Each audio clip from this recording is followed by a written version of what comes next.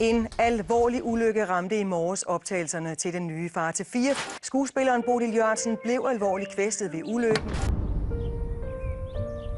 For 2 år siden blev skuespiller Bodil Jørgensen kørt over af en traktor på en filmoptagelse.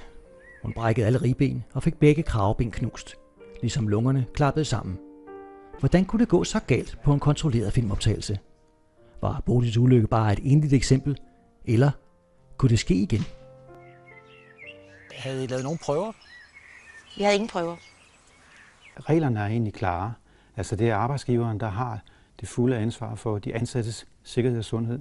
Jeg har selv arbejdet i filmbranchen det meste af mit liv, både bag kameraet og som stuntmand, og har oplevet mange både små og store ulykker på filmoptagelser. Også en del, der ikke havde noget med stunts at gøre. Og der var ikke nogen, der syntes, at det var farligt, eller fortalte jer, hvad I skulle passe på eller noget? Nej.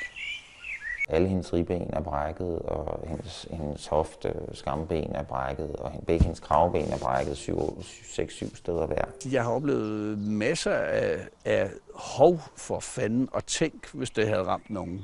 Det officielle argument, jeg har hørt, det er, at de ikke finder, at der er behov for det.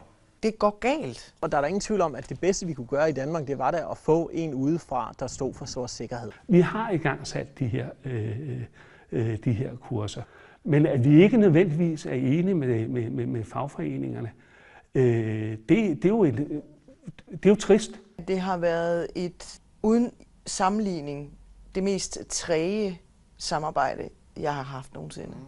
Tror du, det kan have noget med økonomi at gøre, at det ikke bliver ført ud i livet? Det er da sikkert og bedst, altså, fordi pengene er små. Det er på grund af penge. De har det kursus, som man i arbejdsmiljøloven siger, der skal til for, at man kan varetage rollen som arbejdsmiljørepræsentant. Jeg er jo følelsesløs i den her side af hovedet.